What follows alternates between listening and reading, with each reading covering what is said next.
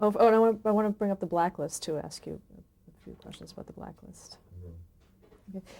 In the 50s, the blacklist was with the something. performers? Yeah, was that something that you were familiar with or you knew anything about? I knew a man by the name of Henry Jaffe. His wife was Muir, M-U-I-R. I can't think of her first name, and she was working for General Foods at that time. And Henry Jaffe was a big shot at NBC as an agent and a lawyer. And his wife was forced by General Foods to give up her job. And she was a well-known actress at this time. I don't understand why the networks went along with the blacklisting of their personnel. It was, I think, even worse in the motion picture industry. Did you have any encounters with it on Kukla, Fran and Ollie? No. We didn't. It was, I think, before our, I don't know. But we didn't have any trouble with them.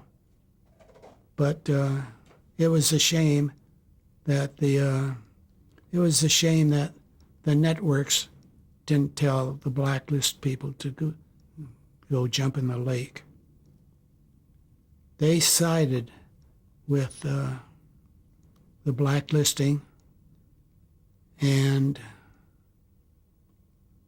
like General Mills or General Foods or any of those companies, they were afraid that people would stop buying their product. And that's why they took the personalities off the air, which I think was stinking, really. Now,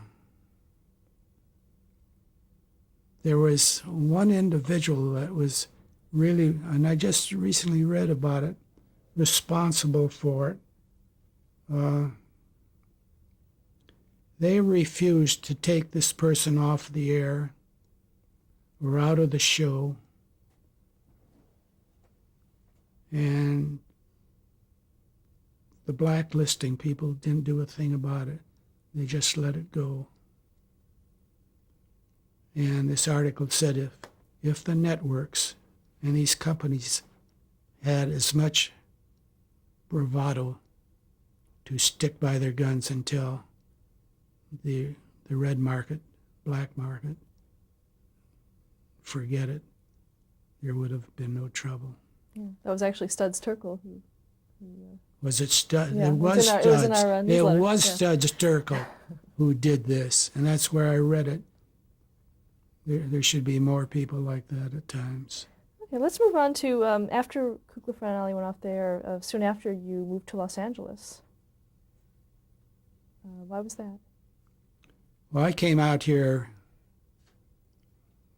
I don't know why I left Chicago. I wasn't working there at that time. And of all the times that I had visited Los Angeles and New York, I had to make up my mind, shall I go to New York or shall I go to L.A.? And I chose L.A. maybe because of the people I met out here. It was more of a open situation all the way around, where New York was sort of saturated. They knew what they were doing already. And so I made up my mind to come out here, and I came out here with Jack Fascinato. For a while, I didn't have a job. And after X number of weeks, I got a job with NBC.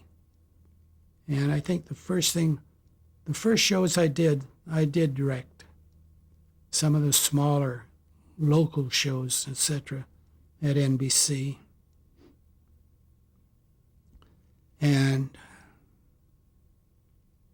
then along came a time when I wasn't doing these little local shows, guest shows like having the police department on, etc. They switched me to the news department. Now, I hadn't worked for a period of time, and I wasn't too familiar with the new setup of doing the news, of all the fade-ins and the dissolves and the matching and whatnot. And I got along fairly well until I ran into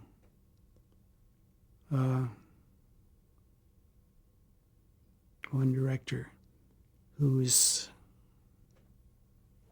on NBC network now as the head newscaster.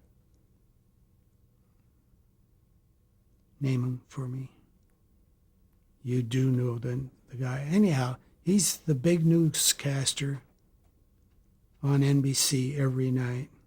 On the National? On national broadcasting. Tom Brokaw? Tom Brokaw.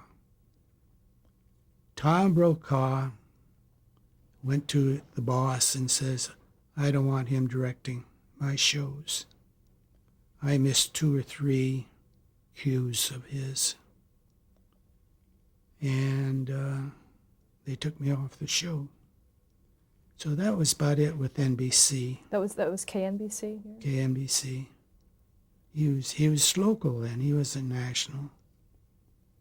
And we're still friends. But he was right and I was wrong. The shots that were supposed to be cut in, I didn't cut in at that time.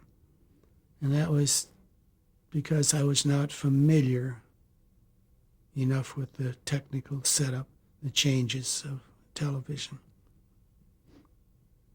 So that was the end of that. But you also were in advertising. You did. Well, I went to Irwin Wasey, Ruth Ruff, and Ryan. And the show I was assigned to was Ernie Kovacs. Oh, I didn't know, I knew of Ernie Kovacs, but I didn't know him well enough. But my assignment wound up that I was in charge of the commercials, the Dutch Master cigars. And Ernie is another one of those individuals, one of a kind. He was a brilliant performer. He had an imagination that never ever stopped. Can you describe those commercials? His commercials were beyond description, really. He did a commercial of 3 monkeys. And one of the monkeys was Jack Lemmon. I don't know who the third person was. But these 3 guys beat with mallets the heads of the other 2 performers. And they played a Bartok background of music. And their Nairobi Trio. It was a famous commercial. In fact, it won an award that year, the Nairobi Trio. And as I say, he had Jack Lemmon, and the other person, the stature was about the same as Jack's.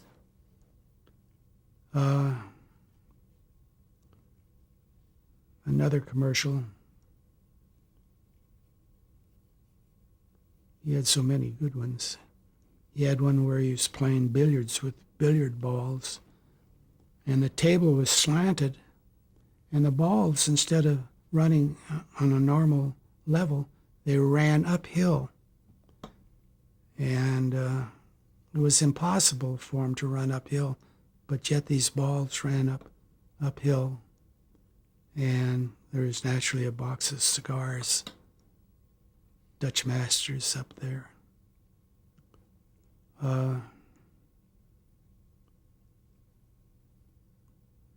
I'm looking at myself. How was Kovacs to direct? How did he take your direction? Oh, he had two very, very good directors, Ernie Kovacs. However, Ernie Kovacs was his own director, really. He knew what he wanted. He knew when he wanted you to cut to something or move something. And as I say, his directors worked with Ernie, but Ernie was the one who set up the shots. And he was just beyond, he had good men with him. He had a chap who built all his special effects. Anything Ernie wanted, this individual, Bud, anyhow, he was the best special effect man in California. And he was just too much. And Ernie had come up with all sorts of crazy things, and this guy would build them for him. They got along beautifully, these two. How long did you remain with Kovacs? Until he passed away, until he got caught in that automobile accident.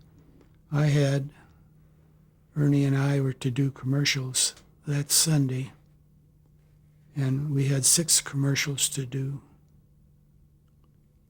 And Ernie was at a party at Billy Wilder's home that Saturday, and it was sprinkling outside when he left. He came from Columbia Studios motion picture where he was working that day, and he was driving his Bentley when he went to the party. Edie Adams, who was his wife, was driving a Chevy Corvair. That was his little Chevy with a motor in the back.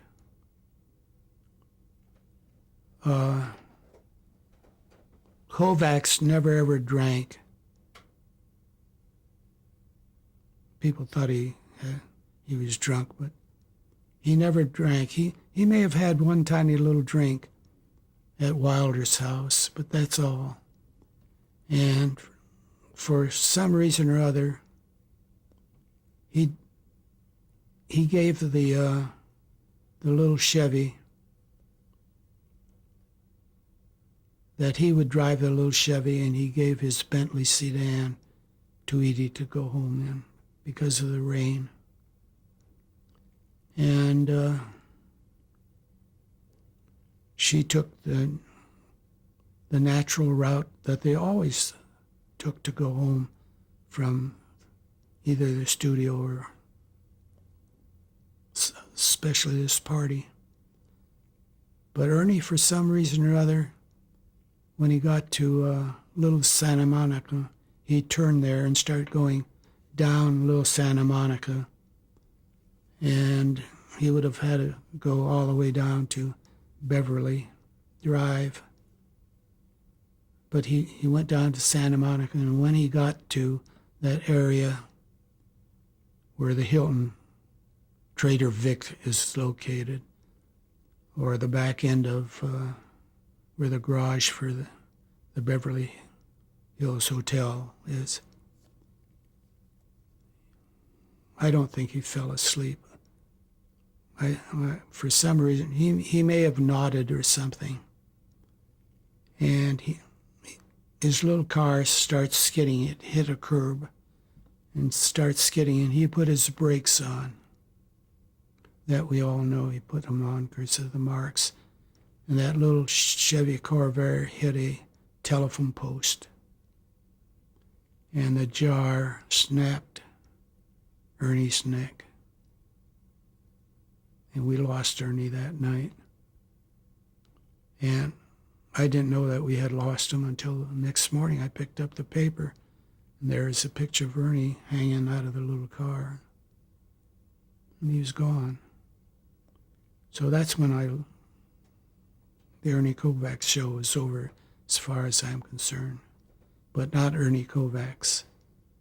I still remember how brilliant this guy was, and his commercials were the best of that time.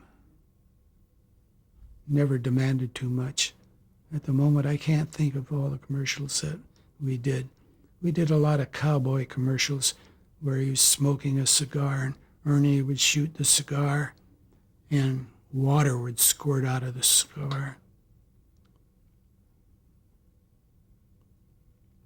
He did a commercial that I remember that there was a screen, like a dressing screen that someone would have in their home. And you'd see a skirt come over the top and stockings come over the top and a broad come over the top. There was a female undressing behind it. That was the impression. And all of a sudden, Ernie got up and walked from behind it. And he reaches down to a basket where some of the clothes had fallen. And in that basket was a box of cigars. That was that commercial. But the impression the illusion was very great of some gal undressing herself behind this screen. And so where did you go after the ad agency? Is that when you joined the North American Rockwell division? Oh, I went out to Space Division after that. 3 Men to the Moon. And when I was hired, the 3 Men to Moon project was nothing but a map that was lying on a table with, it wasn't a photo, it was a hand sketch of the 3 Men to the Moon project, what the vehicles would look like and whatnot. And I remember saying to myself, these men are crazy. They'll never put 3 men on the moon.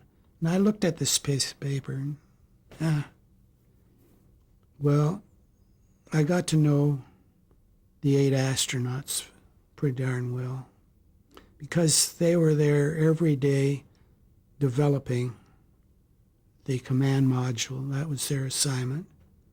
Von Braun, the German engineer, was head of this project, and I got to know von Braun. And at that time,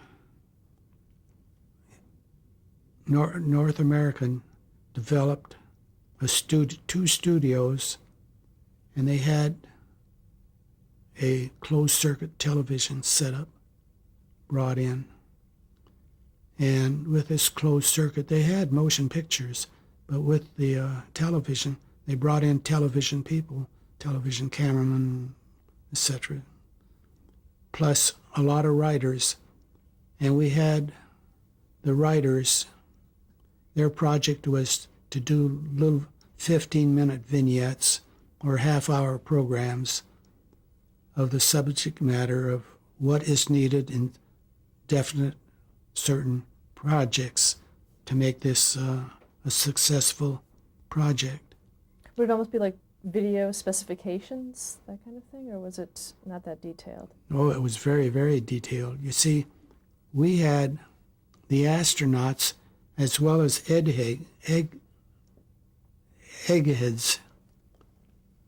that knew engineering, and they'd all sit down with von Braun and say, this is developed in such a fashion, or this is what this will look like and how big it should be. And the television section would have a director there and a producer who would listen to what the requirements are for this little show that the engineers were talking about. We would do a script, and do a show on that particular subject matter on tape. This tape then was shipped to various engineering schools throughout the world. They were shipped to France and to England, and of course to our MIT and schools of that sort, New York Engineering. It was to keep engineers who are now interested in this project all over the world interested in this 3 Men to the Moon project. And the Space Division, where I was, did the capsule where the astronauts would be, and I would every now and then go into. I did 13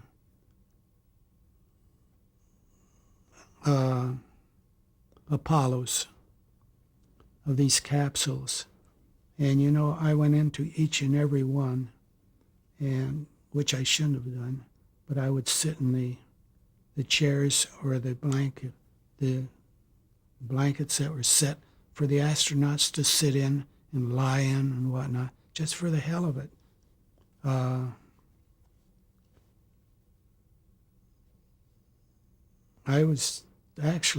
I saw everything that would happen to the astronaut while he was up in the air.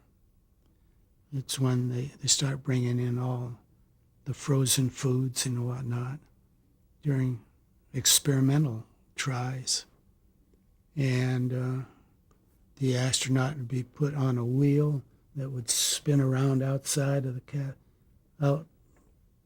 outside, which eventually it wouldn't go in the capsule, but it was to see how much stress the astronaut could take. And the second stage, there were 3 stages to a project, and 2 of the stages, the first stage, which was the capsule, and the second stage is what propelled that capsule into outer space, and the third stage would be the stage that would burn up and come back to Earth. But we had, I don't know how many writers and producers who were all from the networks. For some reason or other, during that period, it was slow in the networks for shows, and these guys are all out of jobs.